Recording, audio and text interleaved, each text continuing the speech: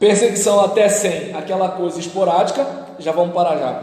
A gente teve o cristianismo sob interdição estatal entre 100 e 250, e aí a gente já teve uma perseguição universal, porque naquele momento era assim, era um negócio meio que, a gente não vai fazer, mas se a gente for provocado, a gente vai julgar.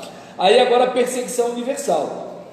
O imperador Décio subiu ao trono imperial ao tempo em que Roma completava o fim do primeiro milênio de uma história e numa época em que o império cambaleava sob calamidades naturais e ataques internos e externos à sua estabilidade.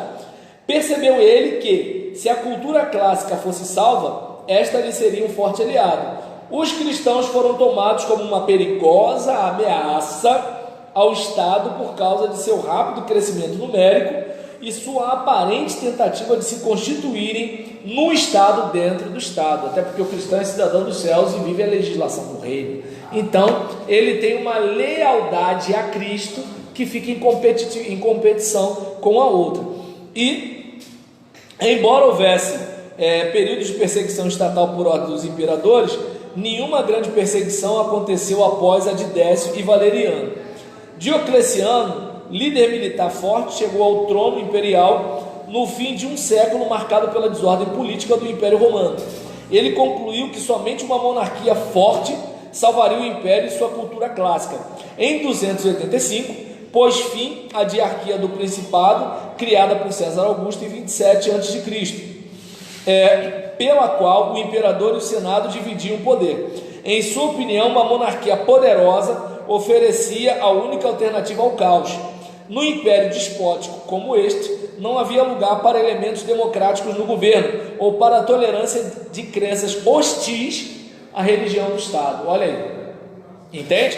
Então foi nessa situação histórica que aconteceu a mais dura perseguição enfrentada pelos cristãos.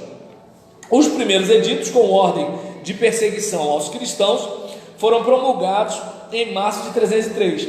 Diocleciano ordenou o fim das reuniões cristãs, olha aí, o fim das reuniões cristãs, a destruição das igrejas, a deposição dos oficiais da igreja, a prisão daqueles que persistissem em seu testemunho de Cristo e a destruição das escrituras pelo fogo. Olha aí como é que é o negócio.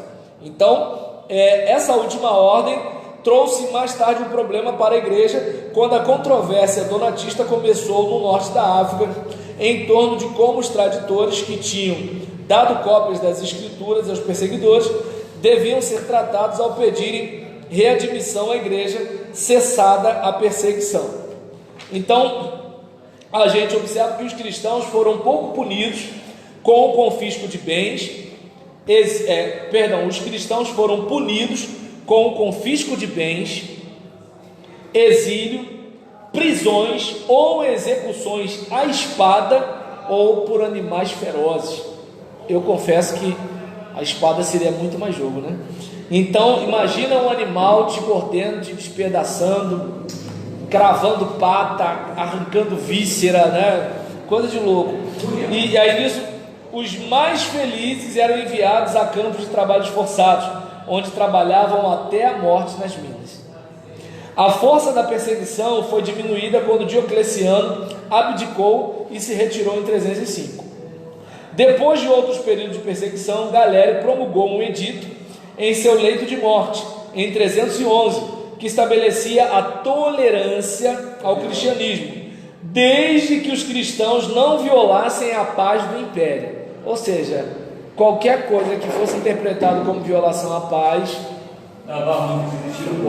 a perseguição só acabaria totalmente no reino de Constantino, que promulgou o Edito de Milão em 313. Este edito garantia a liberdade de culto não somente ao cristianismo, mas todas as religiões. Mas aí tinha um negocinho atrás que ele não estava querendo troca, ele via que o cristianismo estava crescendo, então ele esse povo está crescendo, eu sei que... O que eu estou achando graça é de você deixar o olho assim meio fechado para falar mal do Constantino. Então, não, ela está dizendo, não, porque Constantino. E aí nisso, Constantino cria que a, entre aspas, adoração a Deus deveria ser entre aspas, o primeiro e principal cuidado do governante. Por isso ele pensava que não poderia haver outra alternativa senão a liberdade religiosa como política do império. O cara inteligente. Por quê? Porque a sua religião é o sentimento último. Por exemplo, os caras que derrubaram as torres gêmeas do World Trade Center. Olha o que uma convicção é capaz de fazer. Pensa bem. Ah, mas o cara acredita que vai ter não sei quantas virgens no paraíso, não sei o que, não sei o que lá. Ainda assim, filho, ainda assim. Porque é o seguinte, pô, peraí, essas virgens podem esperar, mano. E se não tiver virgem lá? Então você vê que é o seguinte, o cara quando faz, ele faz porque ele acredita mesmo. Porque se não acreditasse, nem estaria naquilo ali. Então para você ver a importância de uma religião. Aí vem o Estado, não, mas isso aqui, não sei o que lá, isso aqui, não sei o que lá, dá ruim. Que foi o que aconteceu, por exemplo, os cristãos, a gente prefere morrer, a gente perde os bens, a gente vai preso, mas a gente não vai negociar não. Hoje é claro, né? Basta eu ficar com mágoa da pregação do pastor. Mas agora, houve um tempo, quando a terra ainda era jovem, que não era assim não. Entende? Aí, por exemplo, estava conversando com a minha esposa sobre uma situação, né? Sobre uma situação em que uma pessoa saiu da igreja porque brigou, né, com uma pessoa na igreja. Aí eu falei, ó, Gisele, eu já tive problema com pessoas na igreja. O que eu fiz? Saí de uma e fui para outra. Eu não deixei o evangelho porque eu tinha problema com uma pessoa, certo? Então eu tive problema, que graças a Deus não tenho mais, mas assim, não dava para conviver, porque assim, sabe aquela pessoa que assim, entrou na fila para ser má, mas entrou mais 10 vezes, entende? Não dá, entende? Eu dou graças a Deus porque assim, a partir do momento que eu perdi minha virgindade com essa pessoa, dificilmente alguém hoje me derruba ou me magoa, entende? Eu posso ficar triste, decepcionado nesses 16 anos, não teve um crente depois que eu conheci essa pessoa. Dou graças a Deus por ela, entende? Porque eu sei da capacidade do mal, né, que um crente pode cometer com outro irmão em Cristo, mesmo cantando bonito lá na frente. Agora, o evangelho não tem nada a ver com isso. Oi?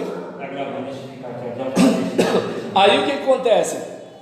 Não, você não sabe quem é, as pessoas não sabem quem são, e essa pessoa não deve estar nem me assistindo, ela nem deve achar que ela foi tão má. Que eu ia falar um negócio, deixa eu ter quando não estiver gravando. Olha, se você pediu para falar depois, a coisa é séria, porque o que ele já falou aqui, né? Então, em relação a esse caso, a gente vê que assim, talvez a tradição de que ele teve uma visão da cruz, que a Carla não deve acreditar nisso, que lhe deu a certeza da vitória sobre seus rivais, tem algo a ver com essa política tolerante. Certamente ele estava diante de sua época, pois somente no período moderno a liberdade religiosa tornou-se norma, mesmo nos estados democráticos. Daquele tempo em diante, os cristãos tinham liberdade para adorar a Deus e propagar o evangelho a outras pessoas a fim de ganhá-las para Cristo. Então,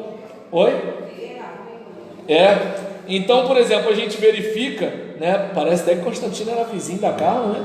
Então, aí, por exemplo, a gente vê aqui esse contexto em que cessa a perseguição.